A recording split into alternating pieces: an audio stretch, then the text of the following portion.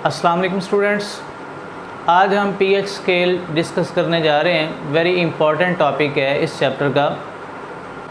PH scale की बुनियाद खालिस पानी में हाइड्रोजन आयंस की कंसंट्रेशन है। पानी एक कमज़ोर इलेक्ट्रोलाइट है, बहुत कम आयोनाइज होता है, यानी इसमें H+1 और हाइड्रोक्सिल आयन बहुत कम पैदा होते हैं। और पानी जब अपने आप आयंस में तहलील होता है तो इसे सेल्फ आयोनाइजेशन या ऑटो आयोनाइजेशन कहा जाता है। तो पानी कौन कौन से आयंस में तब्दील होता है अभी देखते हैं। जब पानी आयोनाइज होता है तो ये H+1 और हाइड्रोक्सिल आयन में तहलील हो जाता है। कमज़ोर इलेक्ट्रोलाइट इसे क्यों कहा जाता है? आप जानते हैं कि इलेक्ट्रोलिटिक कंडक्शन के लिए आयंस का बढ़ना ज़रूरी है, यानी आयंस की वजह से इलेक्ट्रिक करंट की कंडक्टेंस होती है, इलेक्ट्रिक करंट उसमें से गुज़रता है। तो जितने ज़्यादा आयंस होंगे वो इलेक्ट्रोलाइट उतना ही ज़्यादा स्ट्रॉन्ग होगा, ज़्यादा मजबूत होगा। लेकिन अगर आयंस कम पैदा होंगे तो उसमें से कम करंट गुज़रेगा, इस लिहाज से उसको कमज़ोर इलेक्ट्रोलाइट कहा जाता है। तो पानी में बहुत कम आयंस पैदा होते हैं। आप इससे अंदाज़ा लगा सकते हैं कि आलमोस्ट 10 लाख वाटर मालिक्यूल्स में से कोई एक जो है आयंस में तब्दील होता है, यानी इस शक्ल में। जब वाटर मालिक्यूल्स आयोनाइज होते हैं तो H+ और हाइड्रोक्सिल आयंस में तहलील हो जाते हैं। ये जो इसकी है अनडिसोसिएटेड फॉर्म है या अनआयोनाइज्ड शक्ल इसकी है, यानी वाटर मालिक्यूल की, और ये आयोनाइज्ड फॉर्म है, यानी जब पानी आयंस में तहलील हो जाता है। इसी की बेस पर पीएच को कैलकुलेट किया जाता है, यानी ये जो हाइड्रोजन आयंस हैं, यहाँ पे आप देखें पीएच स्केल की बुनियाद खालिस पानी में हाइड्रोजन आयंस की कॉन्सेंट्रेशन है, यानी इसी की बेस पर इसकी पीएच स्केल तरतीब पाती है, जिसे हम आगे बढ़ते हैं। तो अगर हम इसकी केसी लिखें तो केसी कैसे लिखी जाती है? आपने प्रीवियस लेक्चर्स में पढ़ा है कि केसी के लिए जो प्रोडक्ट्स होते हैं वो ऊपर लिखे जाते हैं नॉमिनेटर के तौर पर, और जो उसके रिएक्टेंट्स होते हैं उसे डिनोमिनेटर के तौर पर लिखा जाता है। तो इसमें आप देखें कि H+ आयन और हाइड्रोक्सिल आयंस को हमने ऊपर लिखा है केसी एक्सप्रेशन में, और वाटर मालिक्यूल को नीचे लिखा है डिनोमिनेटर के तौर पर। अब वाटर मालिक्यूल्स में जो आयंस बनते हैं H+ और हाइड्रोक्सिल आयंस, इनकी इस वाटर मालिक्यूल के मुकाबले में जो कॉन्सेंट्रेशन है वो बहुत ही कम होती है, यानी बहुत कम वाटर मालिक्यूल्स आयंस में तहलील होते हैं। तो आप यूँ समझें कि ज़्यादातर जो पानी है वो अपनी इस अनडिसोसिएटेड फॉर्म में होता है, क्योंकि ज़्यादातर पानी अनडिसोसिएटेड फॉर्म में होता है या अनआयोनाइज्ड फॉर्म में होता है। बहुत कम इसके आयंस बनते हैं। तो आप ये कह सकते हैं H2O ये एक कांस्टेंट क्वांटिटी है। तो यहाँ से हम क्या करते हैं कि एक कांस्टेंट ये भी है और एक ये कांस्टेंट है। हम क्या करते हैं कि इन कांस्टेंट्स को एक जानब लिखते हैं। तो फिर हम क्या करेंगे कि यहाँ से वाटर को इसके साथ मल्टीप्लाई करेंगे, और आप जानते हैं इक्वेशन में एक साइड पे जो आप अमल करते हैं वही आप दूसरी तरफ भी करेंगे। तो इधर भी मल्टीप्लाई करेंगे तो इधर भी मल्टीप्लाई करेंगे, यहाँ से ये रिमूव हो जाएगा और इधर आकर मल्टीप्लाई हो जाएगा।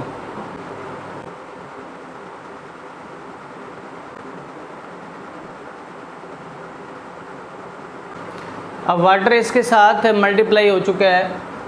इसके लिए ये जो दो कांस्टेंट्स हैं इनके लिए अलग से एक टर्म है, और वो है आयनिक प्रोडक्ट ऑफ वाटर, यानी पानी की आयनिक जो प्रोडक्ट है वो है KW।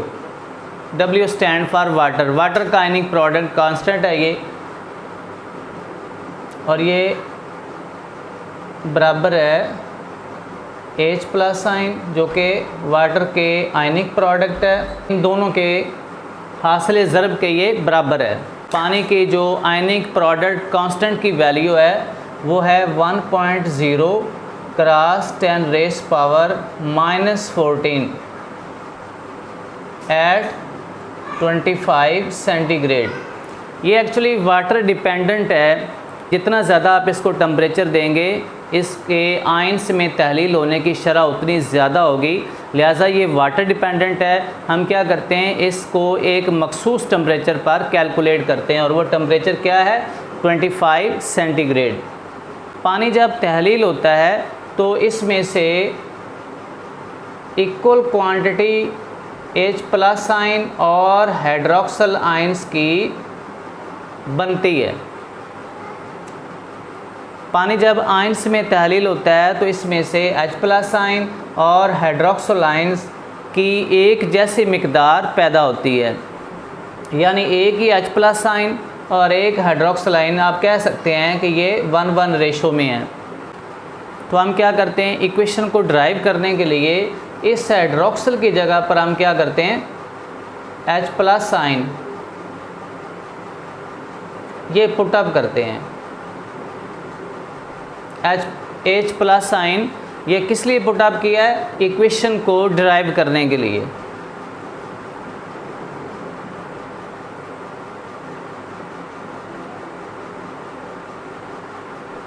अब चूँकि ये कॉमन है तो लिहाजा इनकी जो पावर्स हैं वो जमा हो जाएंगी और ये बराबर होगा इसके स्क्वायर के बराबर होगा।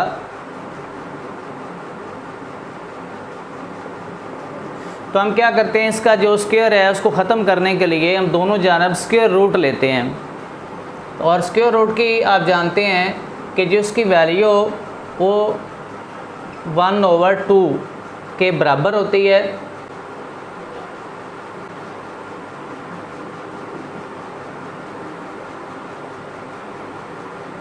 ये इसके साथ कैंसिल हो गया,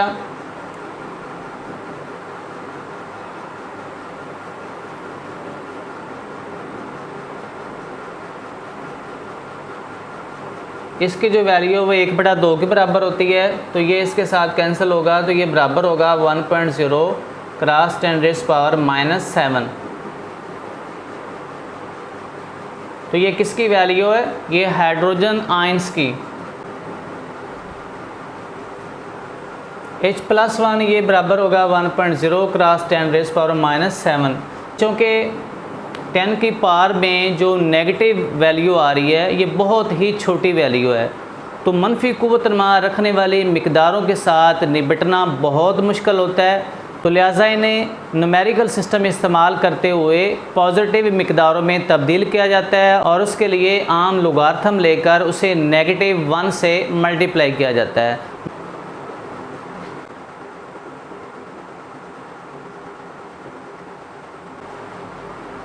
किसी अलामत से पहले स्मॉलर p लिखने का मतलब ये है कि ये उसका मनफी लोगार्थम है। जो p होता है ये किसको ज़ाहिर करता है, मनफी लोगार्थम को ज़ाहिर करता है। जैसे एस के शुरू में लिखा हुआ है, इसका मतलब है कि हाइड्रोजन का मनफी लोगार्थम है। अगर हाइड्रोक्सल से पहले लिखा जाए तो ये हाइड्रोक्सल का मनफी लोगार्थम होगा।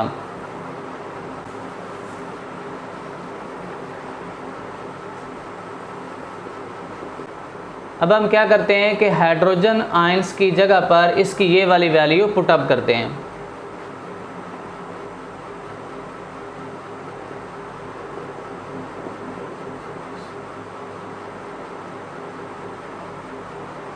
अब ये नेगेटिव इसके साथ कैंसिल हो जाएगा, इसको पॉजिटिव वैल्यू में चेंज कर देगा और ये बनेगा 7 pH7। सेम इसी तरह से हम POH भी कैलकुलेट कर लेते हैं।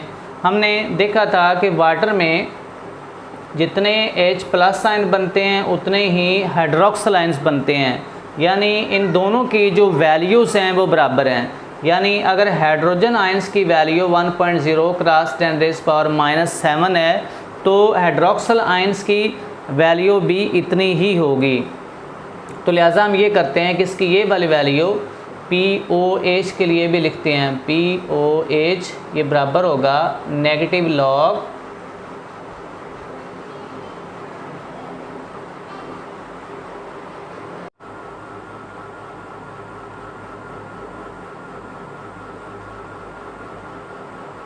अब इस हाइड्रोक्सल की जगह पर इसकी हम ये वाली जो वैल्यू है ये हम पुटअप करेंगे क्योंकि हमने देखा है कि जितने H+ आयंस की मिकदार है उतनी ही हाइड्रोक्सिल आयंस की होगी, तो लिहाजा ये भी 1.0 क्रॉस 10⁻⁻7 होगी।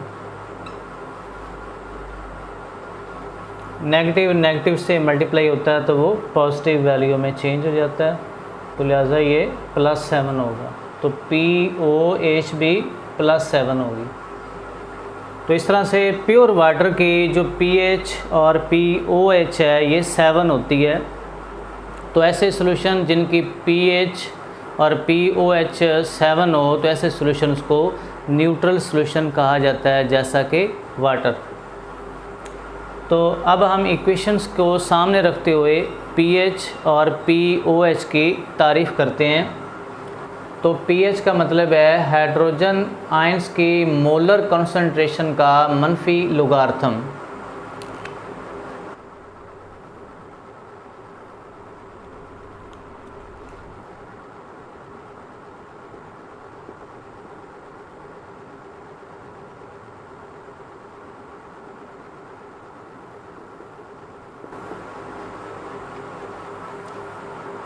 जबकि POH का मतलब है हाइड्रोक्सिल आयंस के मोलर कंसंट्रेशन का मनफी लोगार्थम।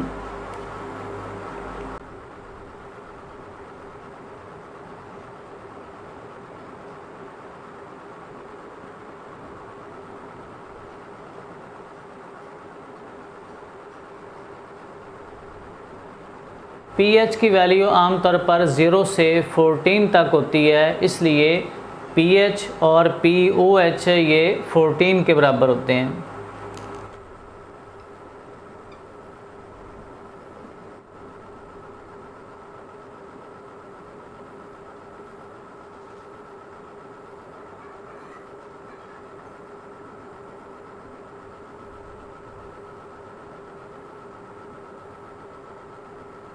pH 7 या POH 7 रखने वाले सॉल्यूशंस को न्यूट्रल सॉल्यूशन कहा जाता है, जैसा कि पानी, यानी इसकी pH भी 7 है और इसकी POH भी 7 है, तो इसलिए पानी को क्या कहते हैं, न्यूट्रल सॉल्यूशन कहा जाता है। तो जिस तरह से हमने ये हाइड्रोजन आयंस की कॉन्सेंट्रेशन को सामने रखकर इसकी pH मालूम की है, इस तरह से हाइड्रोजन आयंस की डिफरेंट मोलर कॉन्सेंट्रेशंस को सामने रखते हुए एक स्केल बनती है जिसे pH स्केल कहा जाता है, यानी वो स्केल जो हाइड्रोजन आयंस की मोलर कंसंट्रेशन के मुताबिक बनाई गई हो उसे pH स्केल कहा जाता है।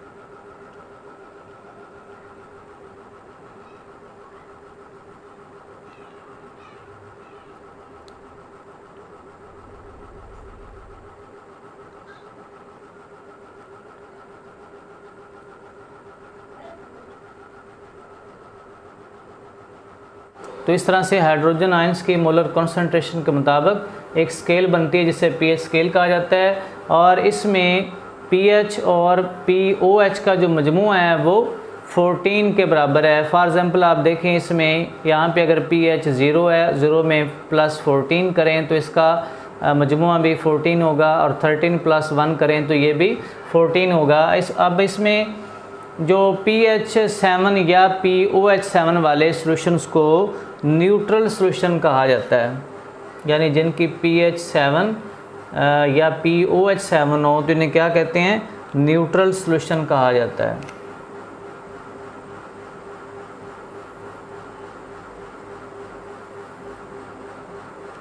और pH 7 से कम वाले सॉल्यूशंस को एसिडिक कहा जाता है। ये वाले जो ये कम एसिडिक हैं, ये कम एसिडिक हैं, और ये वाले इंतहाई एसिडिक हैं। और इसी तरह से ये कम बेसिक हैं, कम बेसिक, और ये वाले इंतहाई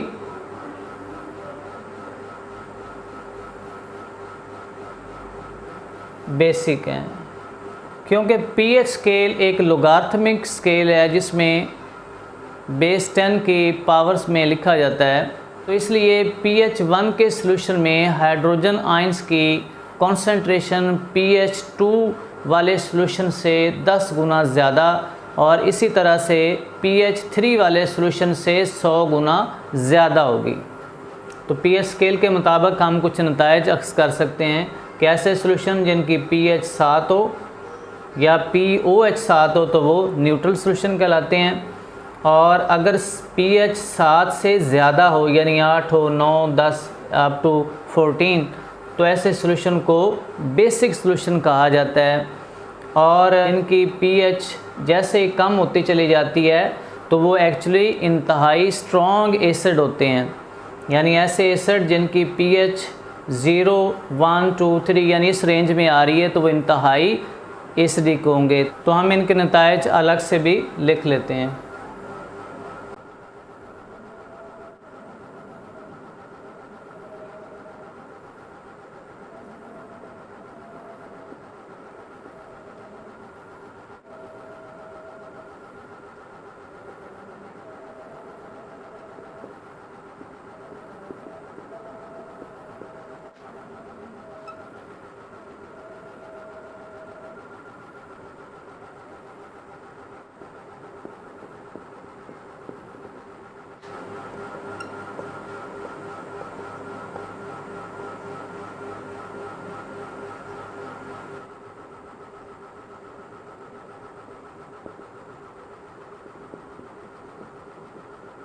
थोड़ा रिव्यू कर लेते हैं। न्यूट्रल सॉल्यूशन की pH हमेशा 7 होती है और एसिडिक सॉल्यूशन की pH हमेशा 7 से कम होती है और बेसिक सॉल्यूशन की pH हमेशा 7 से ज़्यादा होती है, जबकि pH और POH की कीमतें 0 से 14 तक होती हैं।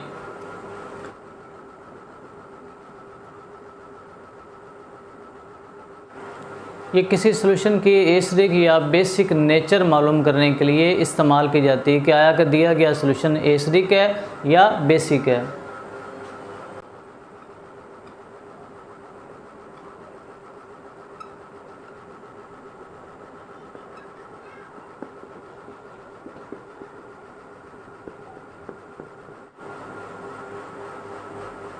ये हाइड्रोजन आयंस की मखसूस कंसंट्रेशन पर अद्वियात बनाने और कल्चर मीडियम पैदा करने के लिए इस्तेमाल की जाती हैं।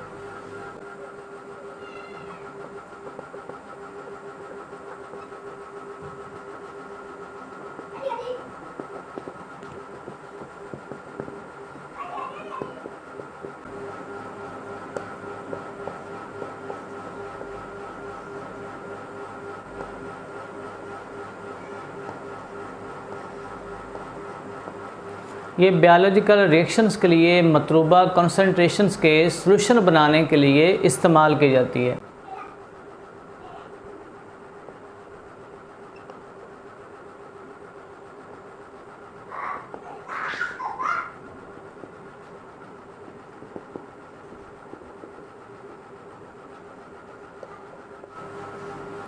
तो डियर स्टूडेंट्स, ये था हमारा आज का टॉपिक। इंशाल्लाह मिलते हैं नेक्स्ट टॉपिक के साथ। Thank you.